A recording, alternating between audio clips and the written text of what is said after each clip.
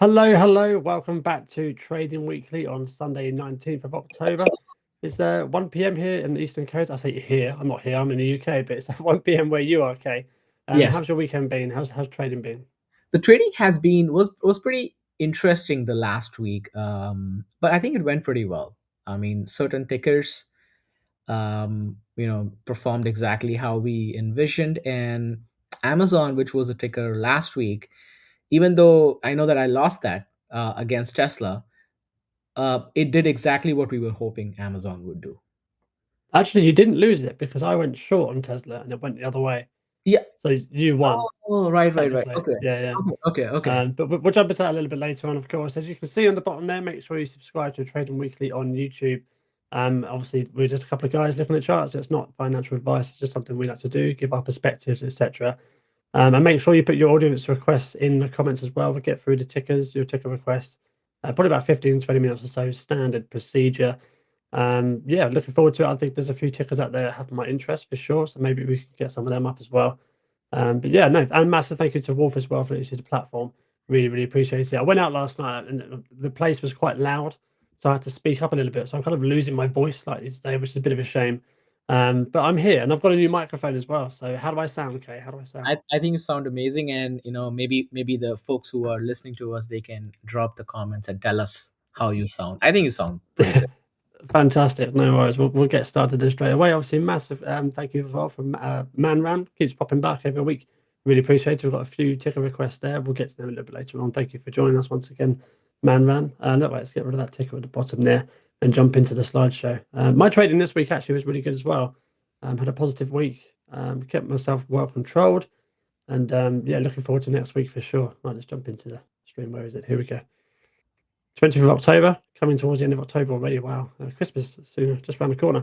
Yeah. Last week's market overview, we've got there's a few big numbers out there. You've got Nvidia and Amazon, both up over but down actually over 5%, which is incredible, given the kind of mixed bag we've had in the market this week. Google up 5%, contrarily, and Apple, Microsoft, Meta, Tesla kind of staying around that 1-2% mark either way.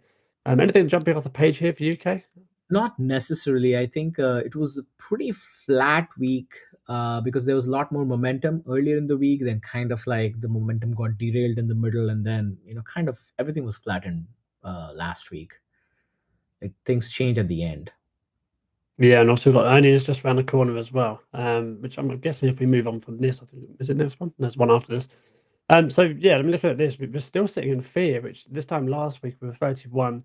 We've dropped down to 27. It's a bit more of a flat week. We'll get into the charts in a couple of slides time, but yeah, it didn't feel like it was a fearful week to me. There was fearful points, of course, but people are just getting a little bit edgy, aren't they, in the market? So how are you feeling, like in the market in general, while we're here? So I think what happened is we have been we have been worried, or we have been talking about, hey, September, August would be something that we could see a pullback to get some sort of a correction, so that we can move higher. Same thing we expected as part of the September month. Now October has not really been that bad, but there was a little bit of a pullback, and every time you have these tweets coming out where you want to have a trade war with China, you don't want to have a trade war with China, market is like what's happening. And also, don't forget that because of the government shutdown from the last 3 weeks, we are not getting a lot of data from like our the CPI PPI numbers, like the jobless claims data, because so far only the private companies are giving you that data. Like ADP numbers will come out, but from the labor bureau, those numbers won't come until you have the government back in action, right? Back opens up. So those are the things that are happening. So we do have jobless claims and CPI, but let's see if those numbers get released. If you notice, VIX is still high. VIX was at 21 last week. It's still, sorry, the week before 21, and now it's 20.7. It's a similar. Put to call hasn't really moved. It was 0.55, now 0.6. So a little bit bearish, but again, 5 days worth of data. Um, and then see, SPY was pretty flat, and QQQ was a 1% up. So Yeah, it's a tricky one. I mean, from my point of view, obviously, we're kind of on the edge of extreme fear, but also at all-time highs. It's just a strange feeling. So you don't really know what to believe. I think it's just an important message just to trade the chart in front of you. Just be careful with your risk. Obviously, in this volatile market, because we're getting mixed signals. We're all-time highs, as I mentioned, and almost at extreme fear, as I mentioned as well. So just yeah, just be careful when you're out there. We'll move on to the next slide then while we're here, and I think it's earnings. So we're basically full into earnings season now. We've got big ones, obviously from Coca-Cola, Netflix, Tesla, and Intel, all across the top of the screen there. That's kind of all I have. I'm going to point out. So I'm looking forward to Tesla on Wednesday to see what they can do. That's the chart I'm covering today as well. Anything else on the screen here that puts up to you? No, I think those are the only three names, honestly, that are of my interest. Maybe Lam Research, because it's kind of sort of in the semiconductor space, but I don't really track that name that much, so I will just probably just see how the sentiments are. But that's pretty much it. I'm really looking forward to the big hyperscalers, like after Tesla, Amazon, Apple, Meta. What's going on over there? That's about that one there, isn't it? Lamb Research after close on Wednesday. So a couple of stocks for you to watch there on Wednesday. It'd be interesting.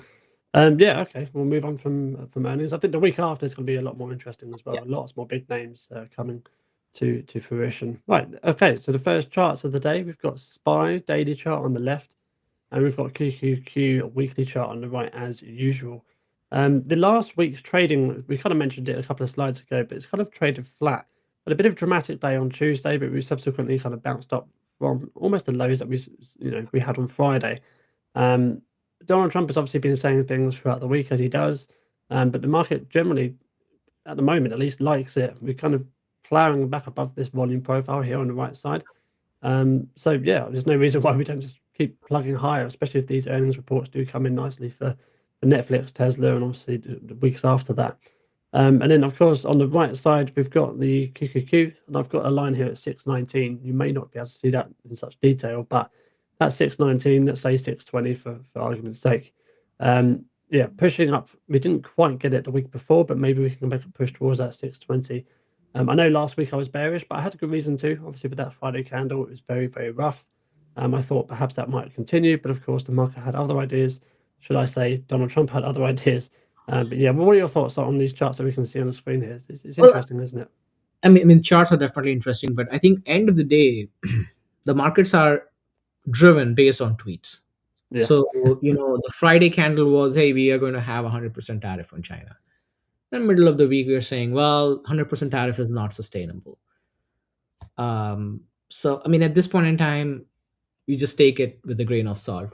And that's, I think, what ends up happening is that the market will, if at some point in time, or slowly starting to get immune to these, and that's when you will get blindsided, because the market is estimating that Donald Trump will always back off. So that is the general consensus, or that is the general sentiment, that okay, he will say something and then you will have a pullback, but then he'll basically go back. The surprise would be that he says something and you have that same reaction, and he actually does not back and he follows through.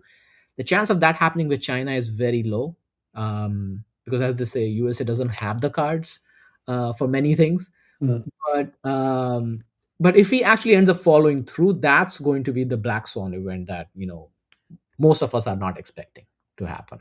But I don't really see that happening. I really think that we probably have new all-time highs for November, December.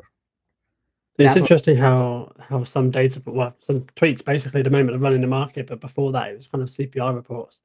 I see now with the CPI reports, they're not moving the market too much. I think it's because the market is kind of priced in for certain things in terms of inflation. But now people are waiting for, like you say, those tweets coming through from big people, Elon Musk, Trump as well. So Yeah, and there's another undercurrent that is happening, and a lot of people are talking about it, along with on the CNBC and Bloomberg and everything. So the job market is becoming a little bit more tricky in nature. So there are not a lot of hiring, but they're not even firing. So what this also creates a lot of stress on the economy, because folks are not able if folks are staying in the same job, which means that their wage growth is only going to happen maybe 2%, maybe 3%, maybe 0% for the year, because they're not able to change jobs. And then if you have the population that needs to get a job and they are not getting the job, which means we are a consumer based economy, so now you're having an impact on the economy side. And the problem is that these data points, they are not like overnight. It's not going to change from a day to day. It takes weeks and months to build, to ultimately see. Now, does that mean that we won't see staggering quarter four, sales for Amazon and other retailers? I don't think so. We'll still have that holiday season, but I think this is going to build up. And you can see that the soybean side, or that's a big story on the farmer side, at least in the US, is that the China market is completely closed. So when are those things going to start to pile up into bigger problems, and then how does that impact macro level? But that's on the macro level. But at our level, how we are looking at the markets, I think we'll probably make newer highs November, December. Yeah, and I think it's important to think to some of these data points are actually lagging, aren't they, as well? So they're Yeah. kind of slightly behind. And the market typically is kind of prediction machine. It likes to see what's going to happen in 6 to 9 months' time, which is why you see all this price action happen like before rates start to cut. And then sometimes when rates cut, the market starts to come down because it's kind of pricing what's going to happen in the future. We'll go through a couple of comments while we're here. Eli Lilly needs insights on bio and this bull market. We'll get to that a little bit later on. JBD. JP, yeah, JDBD. So I got that wrong. Money Manager, thanks for coming back once again, of course. PFE, Snow, Net, I'm sure Kaye's written them down already. And then we've got Tech Steve as well. What do you guys think about On and Arm? We'll get to know a bit later on. A couple of tickers I haven't heard for a while, so looking forward to getting stuck into those. We'll get back into the slideshow while we're here. Right, here we go. Okay, let's go through what we've got going on at the moment. We'll go through you then, Kay, first. Why not? Yeah, pretty much the same as usual, man. It's on Twitter, YouTube, and Substack. Definitely feel free to subscribe, and a lot more interesting content coming up in the Q4. Awesome, nice and short and sharp. Short and You can sweet. get you can get him at InvestK at pretty much all those platforms.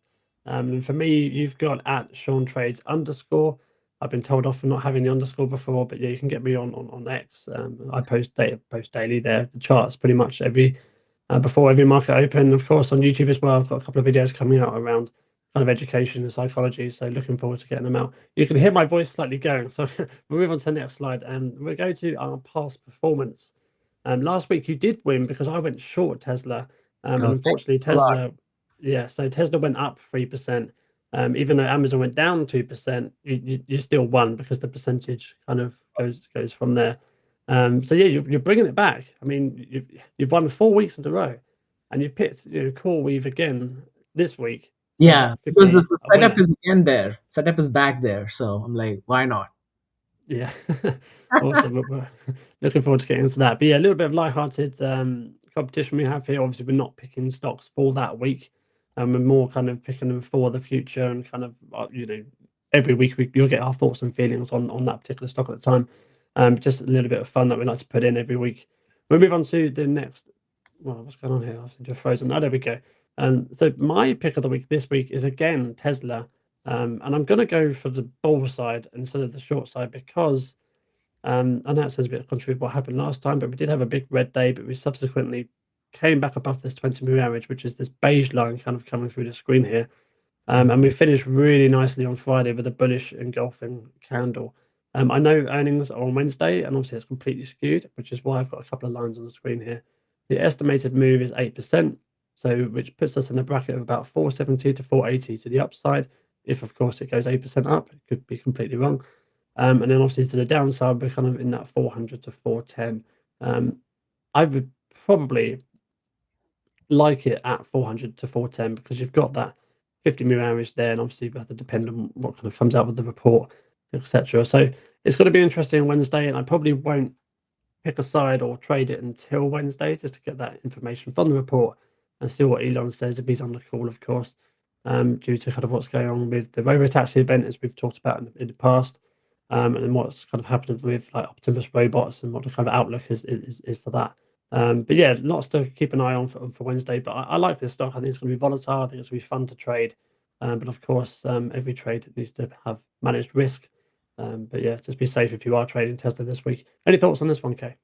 No, I'm really interested to know what is going to be the theme for next year, and what exactly is their the game plan for 2026, which will be the full, the hopefully the guidance that they gave us.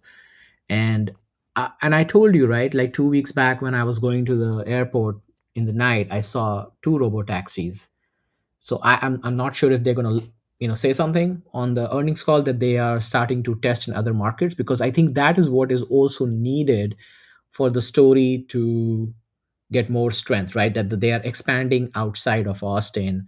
I mean, it might take them 6 months, but at least they are testing in the new markets.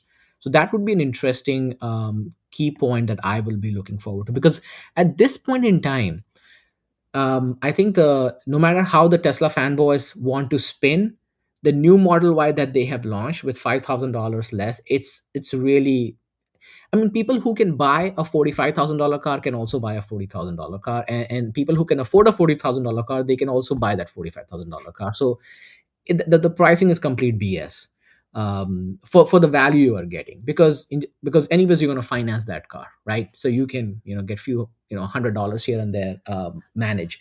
But I really think if the company's trajectory is more autonomous vehicle and robotics, we really want to see what is the next step from here, not just talks it's going to happen sometime in the future, right?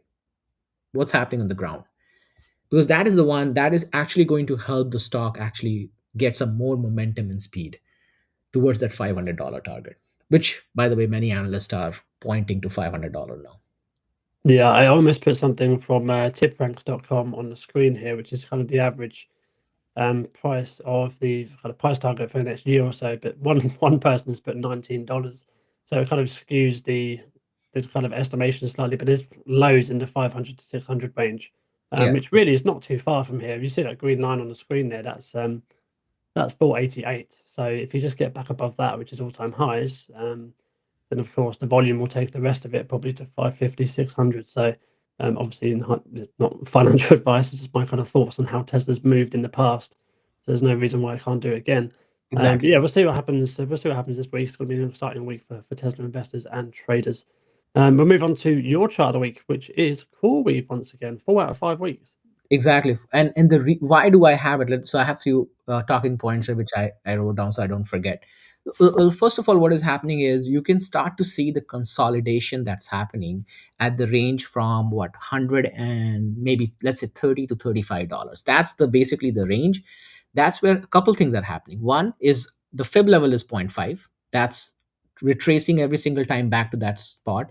You have the 100-day SMA, slowly creeping up, so it's getting the nice bounce from that level. You have the majority, the maximum trading that's happening there. So look at the volume profile. That's the point of control.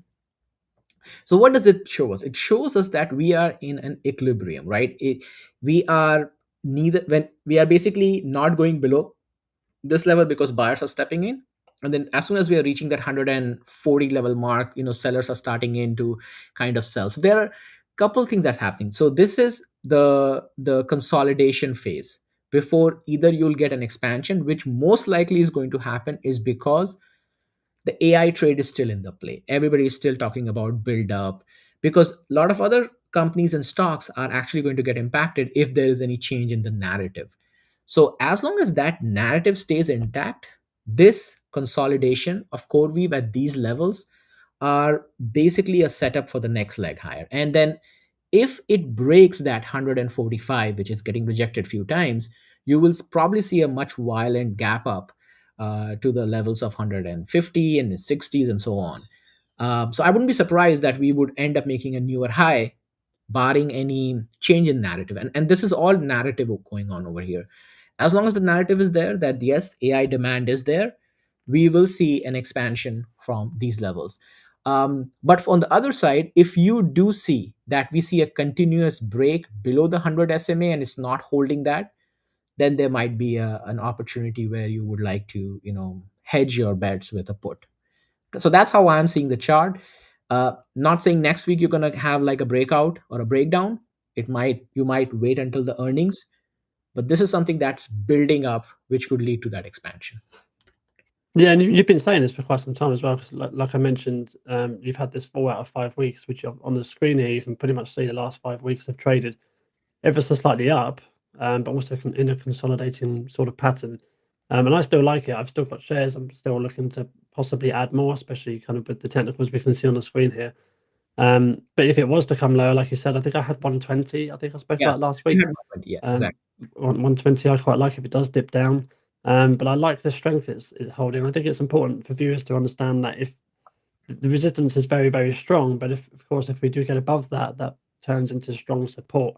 So if we are going to get back above the kind of 150 level, maybe we push up to 160 and obviously retrace back down to 150, I'd like to see a lot of strength at these levels to obviously, make higher highs from there on outwards.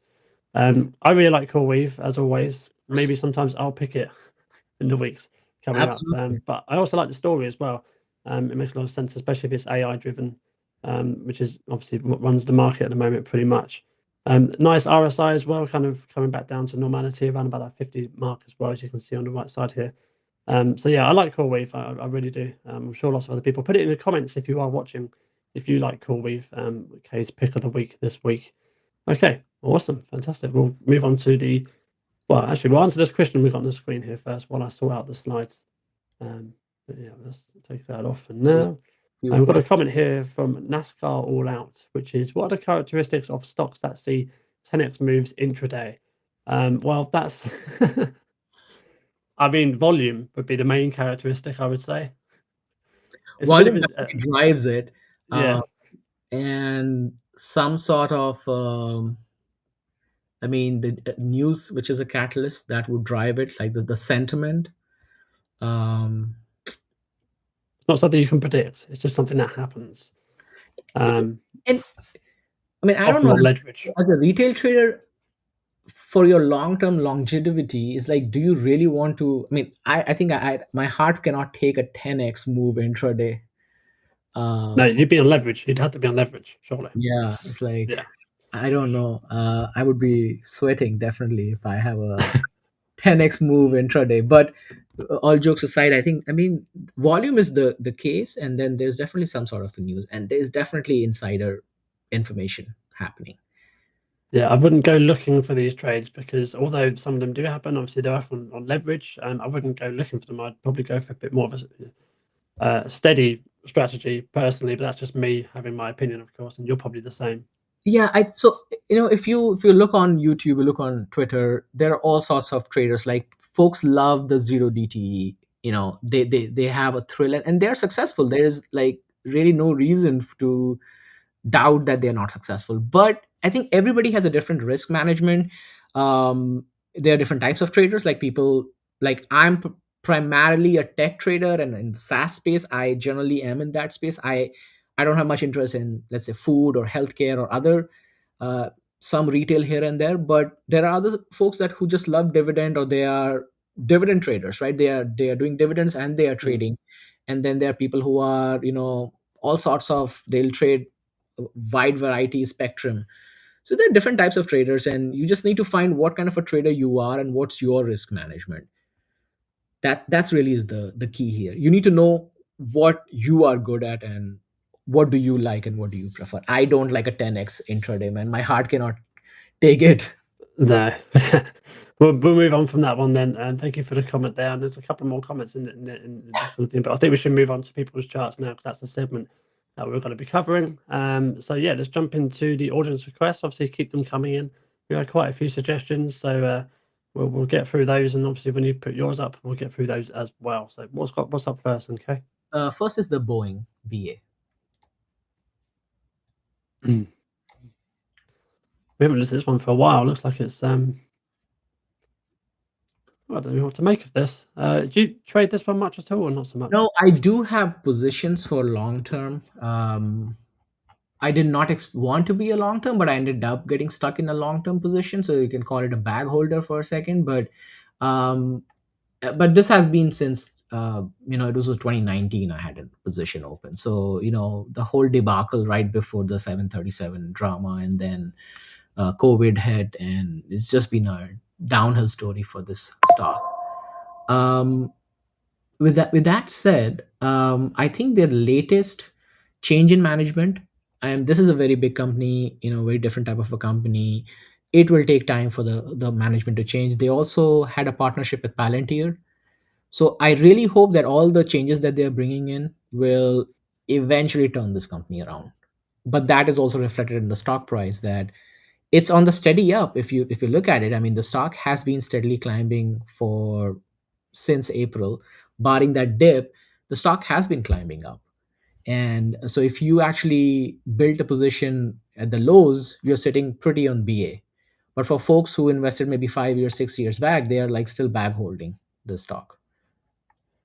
Yeah, I think when you were talking, I realised what we'd drawn last time. We've obviously covered this probably a few weeks ago now. I've got a line here at 200. It looks like quite an interesting line. Obviously, we tested the trend line, 200 moving average, and the 50 moving average all kind of coming in together. So if it can get down there, then that could be interesting for potentially. Well, leaps might be a bit interesting. Maybe not much volume in that, or volatility, should I say? But maybe picking up some shares just for a small kind of long-term swing position couldn't be too bad. We've got a couple of gaps up here to fill.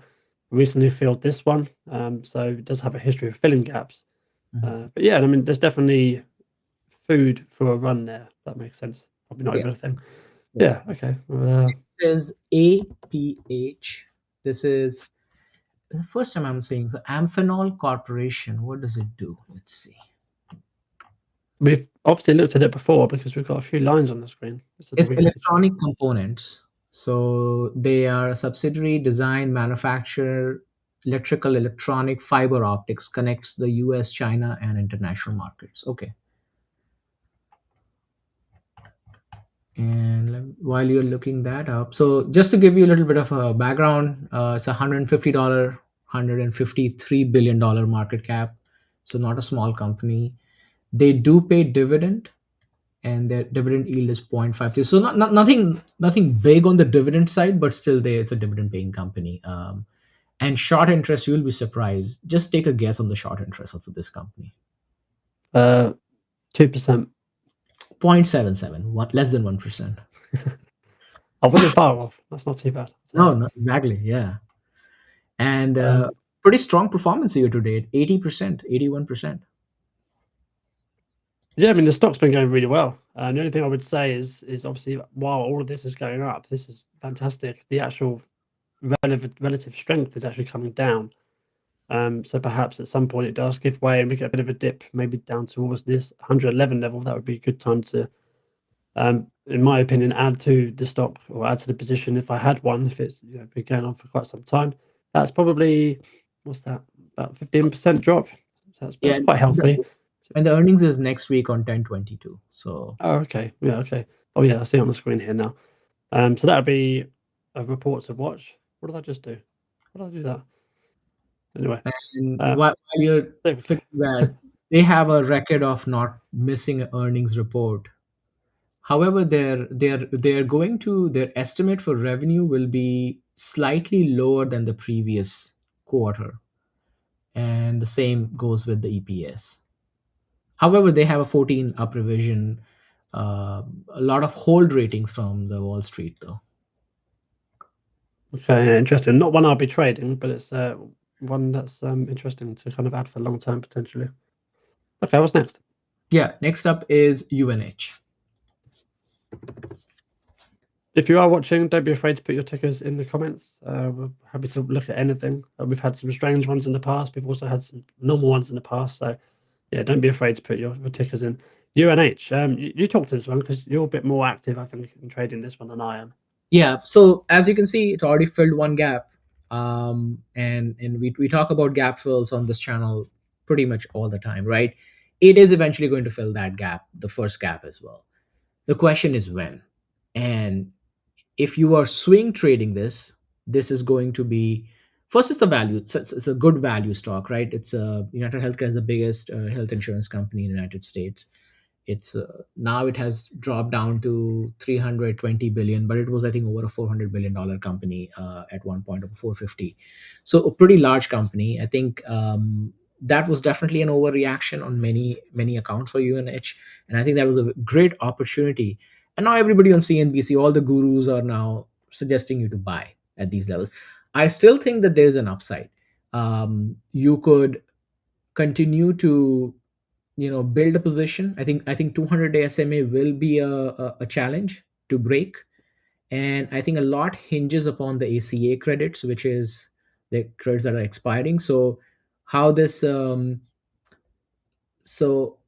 plays out in terms of the government shutdown, if they open up, if they don't open up, when they will open up, what is going to be the conversation. So if you are into UNH, I think following those news will definitely give you a little bit more edge compared to folks just randomly buying the stock.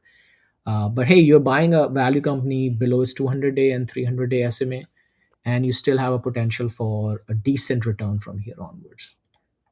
That's what. Yeah, I think that's good advice. I think just kind of following the news there to keep up with what's happening with the credits, as you mentioned. I think that's important for people to follow. I've got the price label at the top there. 581 is the gap fill, pretty much. So a long way to go. It's well over. It's not quite 100%, is it? But it's No, it's on about, the way to. yeah. But as you can see, the from the lowest point when it was around the 228, it was like intraday. It was very quick.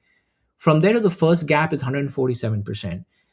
Like for a $500 billion company, that move is massive. Oh, massive. Yeah, huge. But it's also taken a massive move down. So, Exactly. So but yeah, I mean, the line I've got on the screen here is 323, I believe. I can see that yellow line here. I'll actually turn it green so that I can highlight what I'm talking about. I don't know why I've drawn this level here. We've obviously talked about it in the past. I think it might be the gap fill to the downside. Of course, we've got lots of resistance here in the past as well. So perhaps if we do come down to 323, I might look at it. I have held shares throughout this time. I've made a little bit of profit here and there, but I find it a bit more of a slower moving stock. So I kind of moved on to other things at that time. So yeah, I'm not interested in holding it really. I'm just interested in trading it here and there. yeah. No, okay, sweet. What's next? Next is Lily. LLY. Let me see if there's any specific news on this one. We haven't covered this one for ages. Yeah.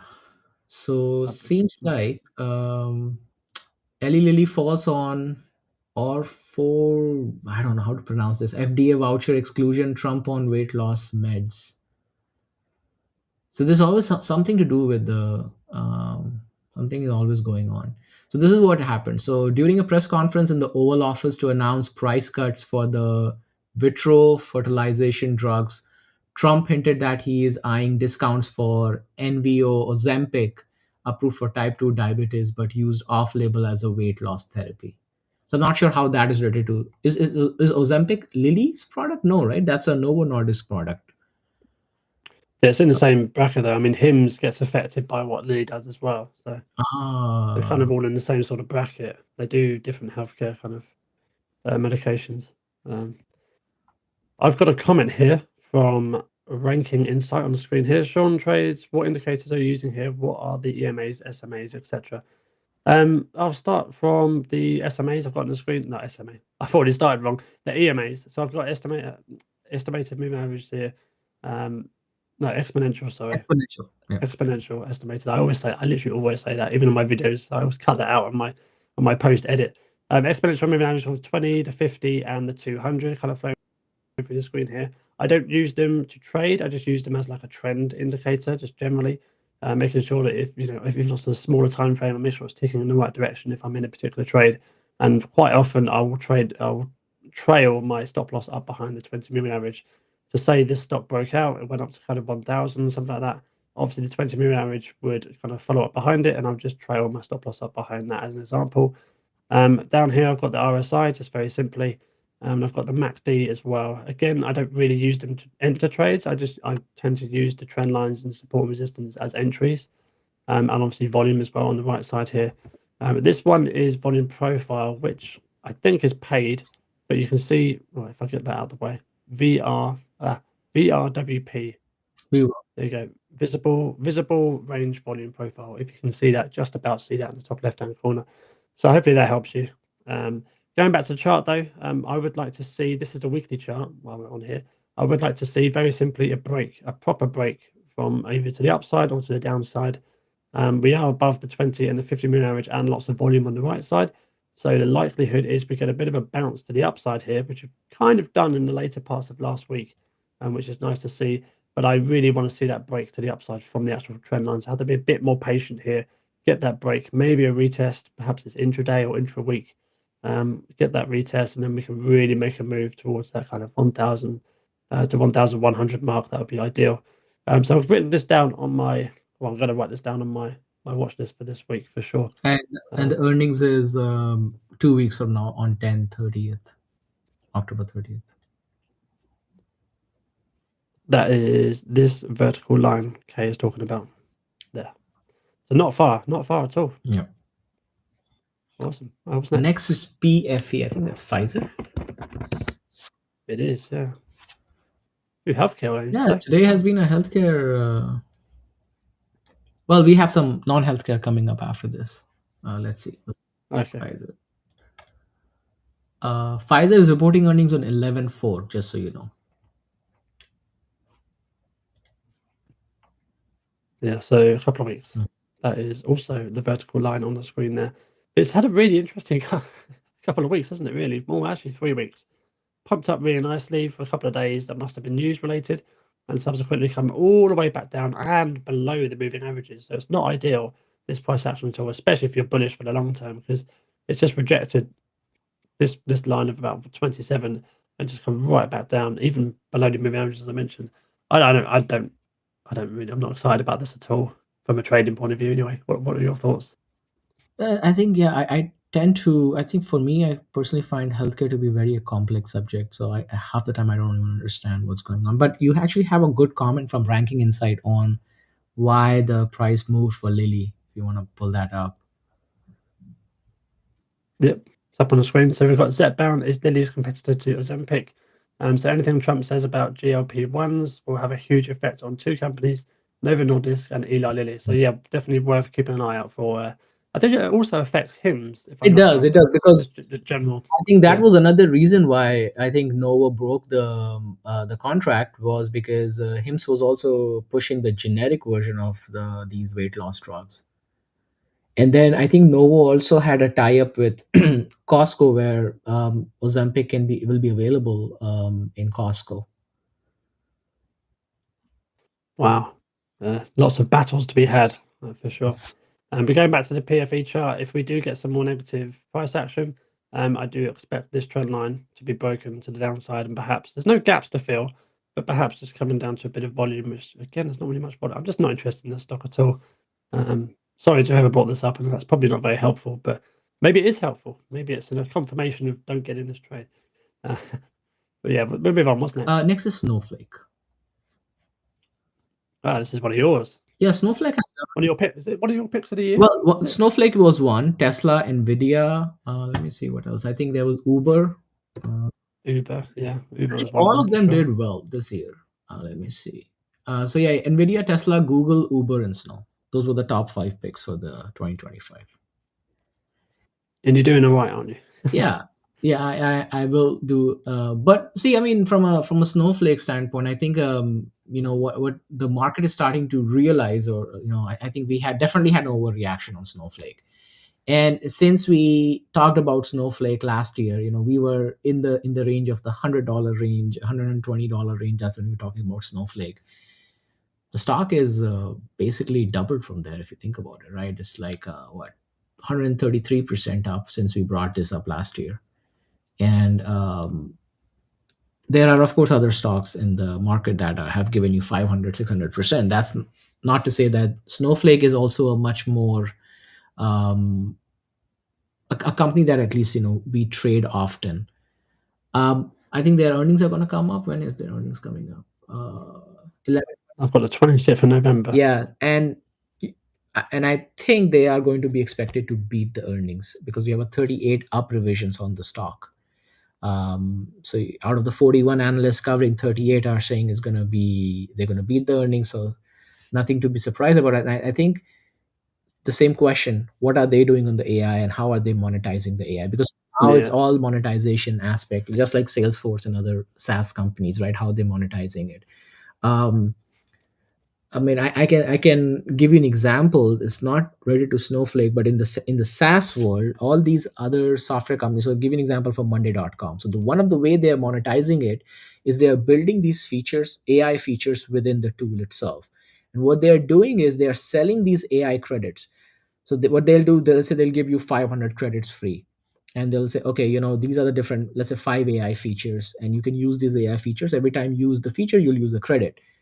And what they're saying, okay, 500 after 500 free credits, hey, go ahead and buy 10,000 credits from us or 5,000 credits from us, and we're going to charge you X dollar amount. So that just opens a new revenue stream for these companies. So they are building all these AI based features which uses credit, which is separate from the seat, which is, you have to buy a seat to use the product, the paid version. So that is a very interesting revenue source that they have kind of featured. And now what is happening in a lot of these SaaS softwares, they're eliminating the need for having an IT team altogether, because you can now use their AI features to completely transform your business function. So long-winded story. I think Snowflake, I'm still very bullish on it. Honestly, I don't have a position, by the way. I did sell my position after a run-up, but I'm still bullish on it. Yeah, I mean, it's interesting you say you sell a position here. I'm looking to kind of almost get in, which sounds a bit silly. Maybe wait a few weeks just for the earnings to play out and this 20 million to kind of come up behind this support resistance line. But this is the weekly chart we've got here. Lots of resistance and support over here. Same again with the resistance kind of February of last year. And obviously we've kind of come up nicely, kind of slowly as well. Bounced off the 200 moving average, and we've got this 50 moving average coming through the 200, which is typically a golden cross in technical trading. And now, of course, technical trading is not everything, and we do need to see the fundamentals, but clearly the fundamentals are kind of aligning with the moving averages as well. So perhaps this one is an exciting stock for the future, even more, shall we say. And I've written it down, but I'm not too sure how to really initiate a position. But if I do, you'll see it on my X channel as well. And just to People wrap this conversation up before we move to the next ticker, is you're also seeing the sentiment on the retail side also shifting on Snow. So you're starting to see a lot more positive talks from the retail side. It used to be one of the retail favorite stocks actually when it IPO'd. again, that sometimes that's all it needs, just a little bit of attention. Some love, some TLC. Yeah. Next is What's Net. Cloudflare. Wow, I haven't seen this one for a while either. Yeah, I mean this stock has been on a run as well. I mean this is one stock that I missed completely. Yeah, same. We had this massive drop, didn't they? When was that? February of this year, all the way down to April. So to kind of follow the market, but I think it went a bit more than the market, because it went over half its value, pretty well, almost.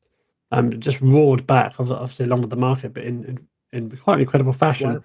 Kind of came to 153%. The April lows. Yeah. It kind of came to make all-time highs here, which is really, perhaps we are making a bit more of a bull flag. Let's jump into the daily. That was the weekly chart. Not quite a bull flag, but we are kind of dropping down below the 50 moving average, which isn't great, and below all of this support. So perhaps give it some time to breathe. Maybe wait for earnings, which look like they're on the 20th of October, which again is that kind of pink line in the screen there.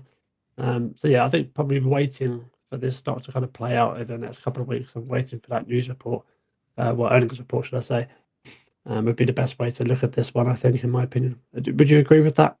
Yeah, it's definitely on my radar, but I always end up missing this Cloudflare. It's just one of those, isn't it? Like I've missed Netflix so many times. It's just one of those stocks that just escapes me. It's really annoying, but yeah. It happens. It happens. Next is On Semiconductor. Okay, here we go. On Semiconductor, not quite following all the other semiconductor names. Maybe this one's perhaps less AI driven. Just a wild thought. Do you know much about On Semiconductor? I know that Nate used to love actually On Semiconductor. He did, yeah. He loved to trade it, didn't he? Yeah. The weekly chart suggests also a continuous negative pattern. We've got the 20 moving average, 50 moving average, and the 200 moving average all above the current trading price action.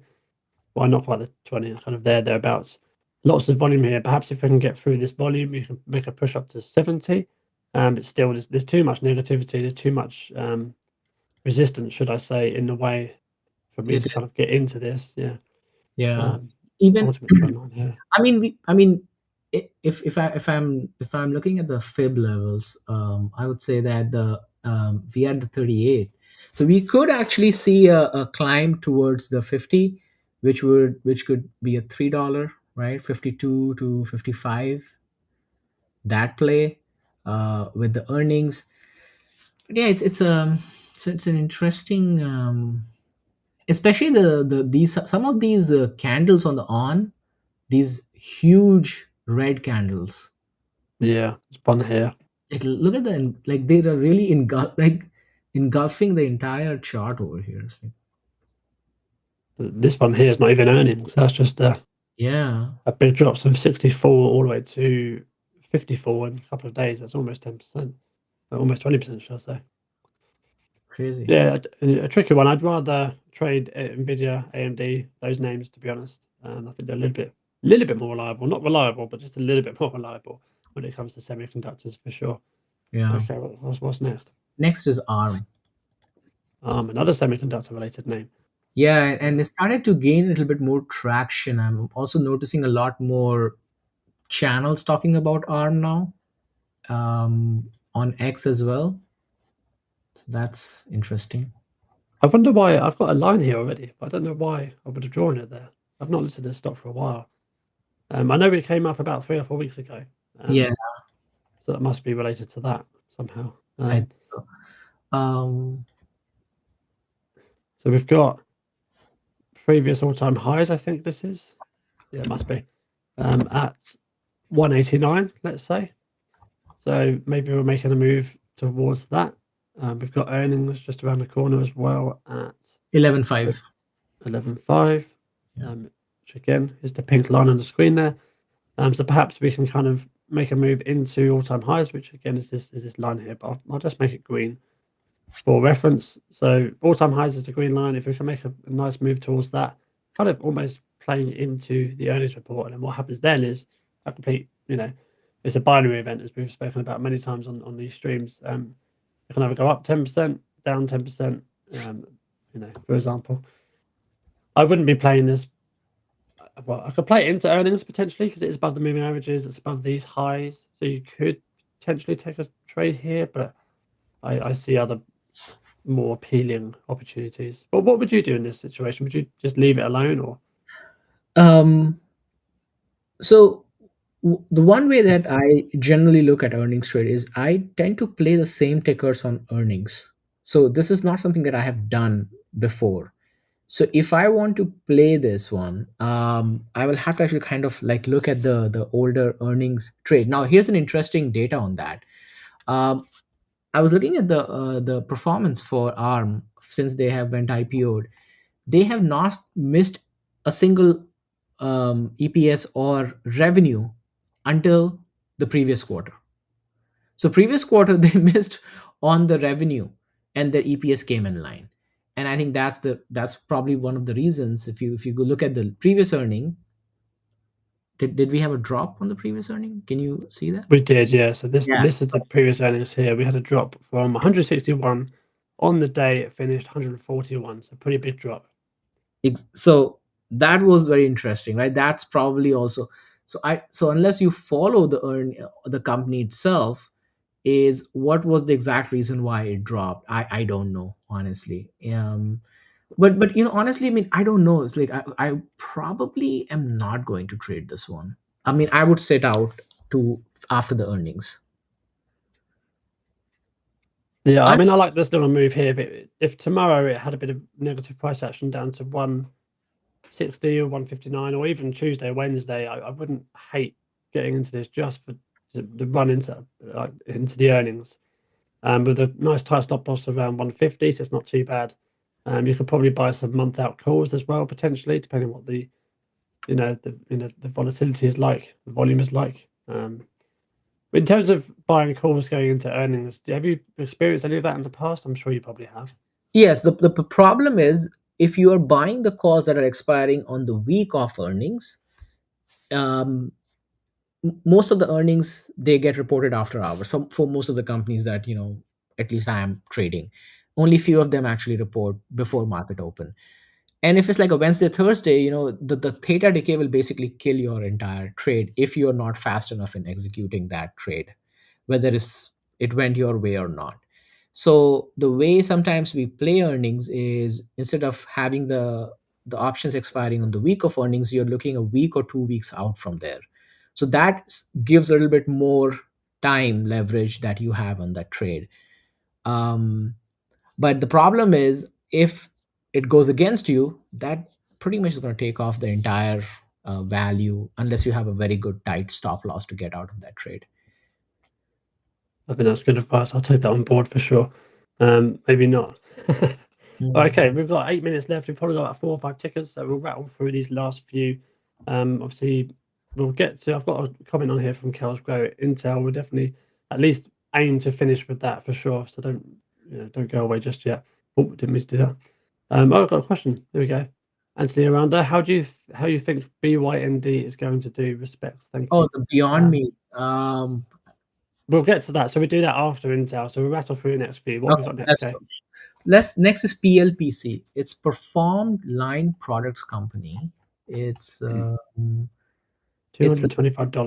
$1.1 billion market cap. What do they do?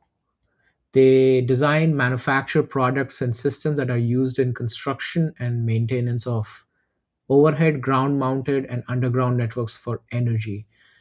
So maybe the audience is probably looking for a play with the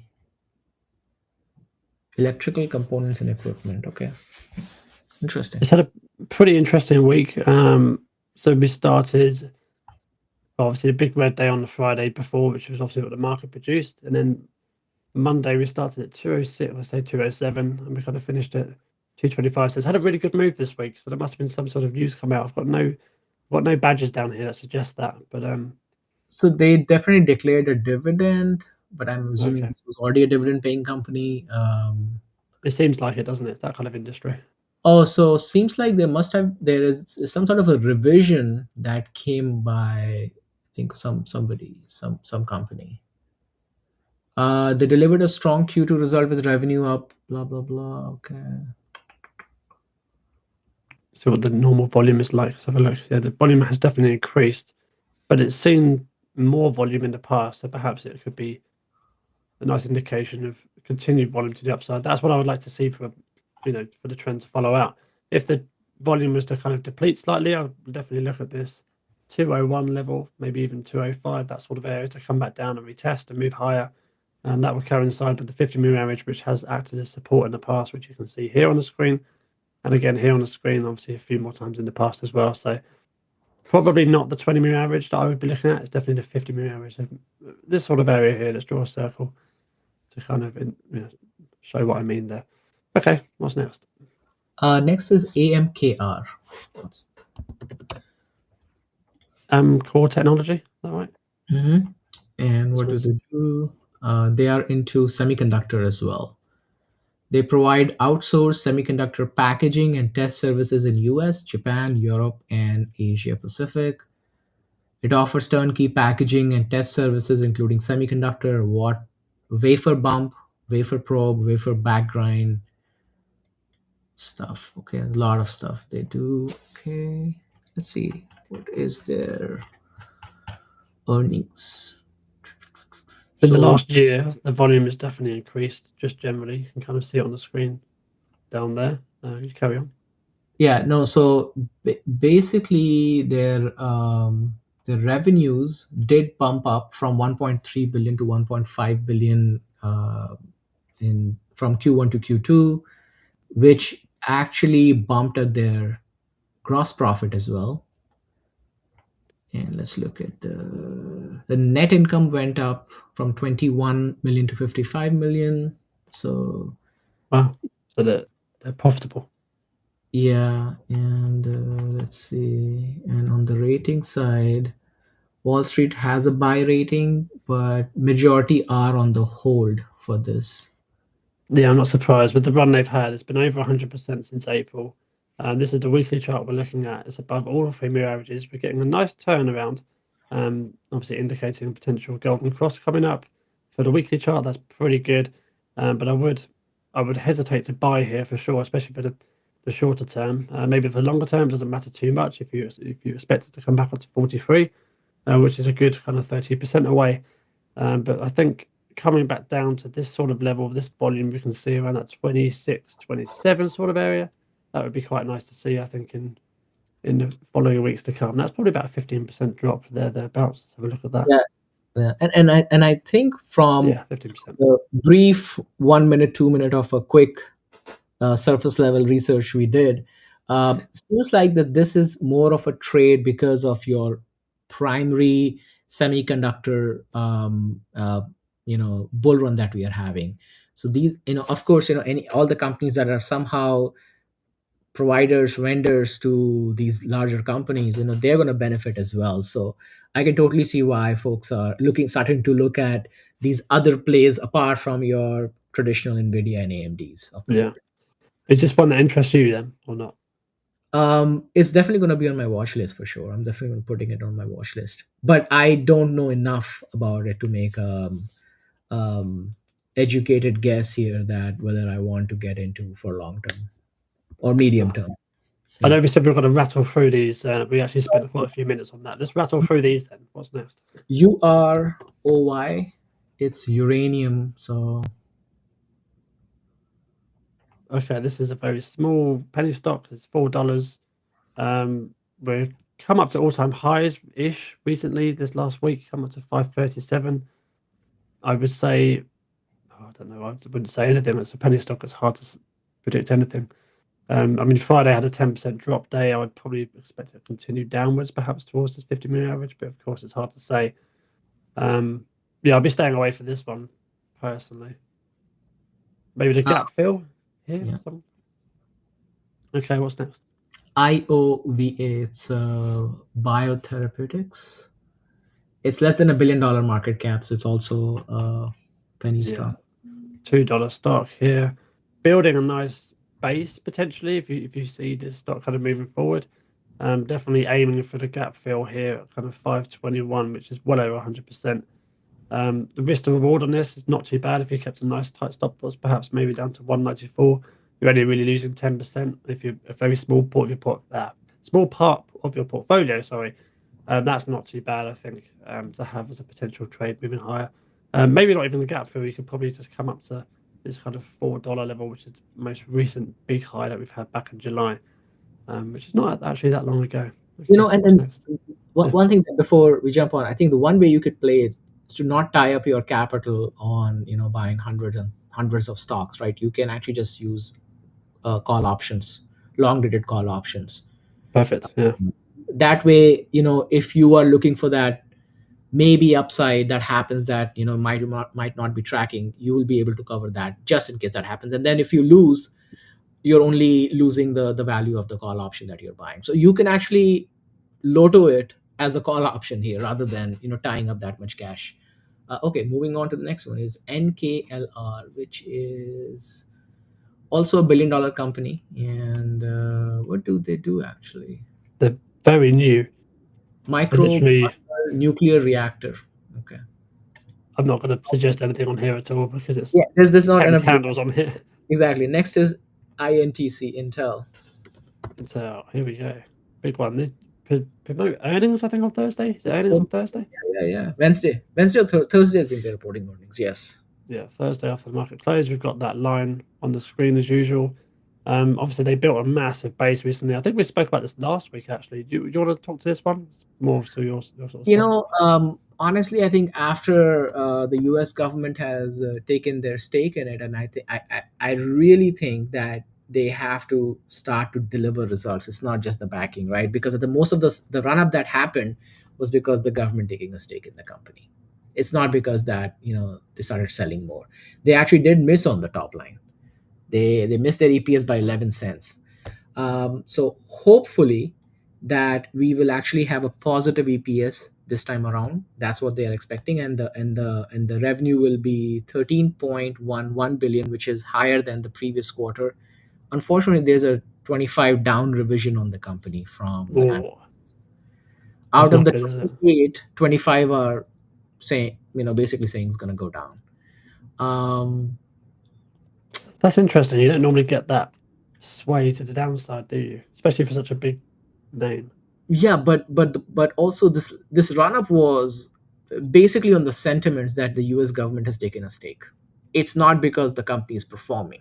Of course, yeah, as you mentioned. No, but it's interesting going into earnings is what I mean. So it could be a potential But very you small part of the portfolio gamble type thing.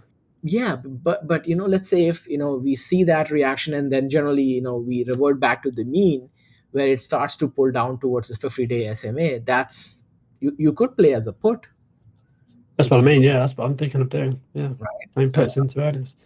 Okay, that's I think we've covered quite exciting things there on Intel. We'll move on to the last stock of the day, which I think is Beyond. BYND. Yeah. This is I one of think those stocks I haven't seen for about 5 years. this was a COVID stock. It's unfortunately, I feel like it might even get delisted. It's 65 cents. Well, it was up 24% on Friday. How was that even possible?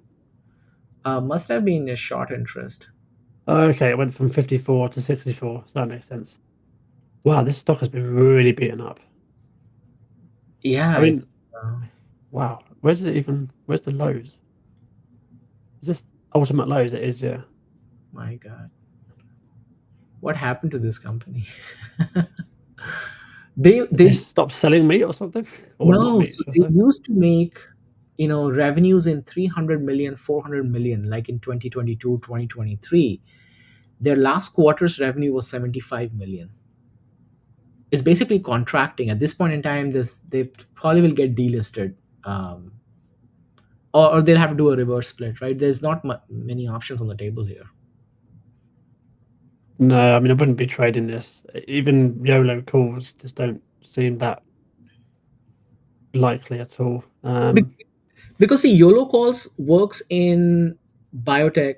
YOLO call works in those penny stocks that have some sort of a catalyst that's coming in.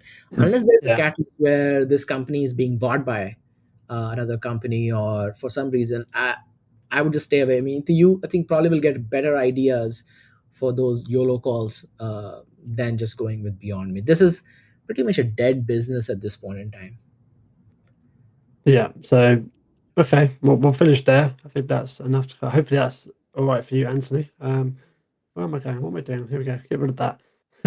Busy week coming up. We've got some CPI coming up on Thursday. Thank you very much, all of you, to putting your tickets in. We really appreciate it. We've come up with quite a few ideas. I've written down 5 names there, so that's always nice to have on a Sunday evening going into the week ahead. Of course, I've got my normal names.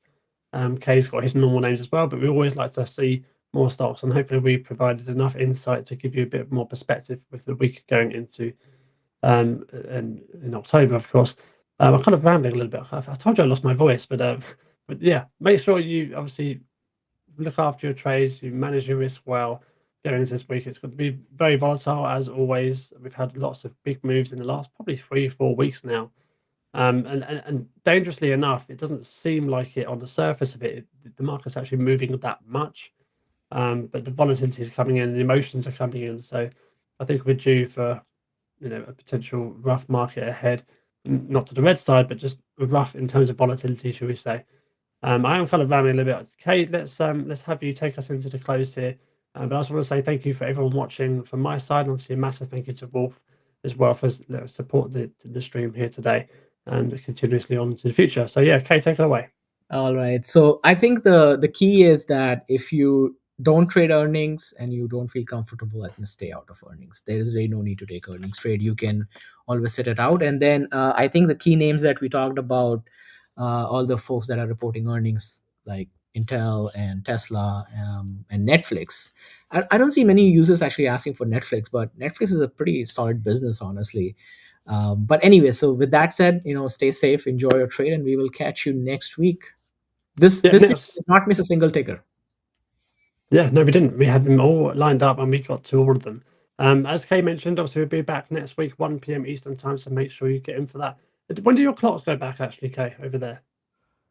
Oh, good question. I don't know. Maybe in 2 weeks. Either way, I'll either move 1 hour forward or 1 hour back. So not an issue. We'll get to it. So make sure it's 1 p.m. Eastern time. Me and Kay will sort out through the week. And take care, guys. Have a great week. Trade safe. And we'll see you soon. Take care, everyone.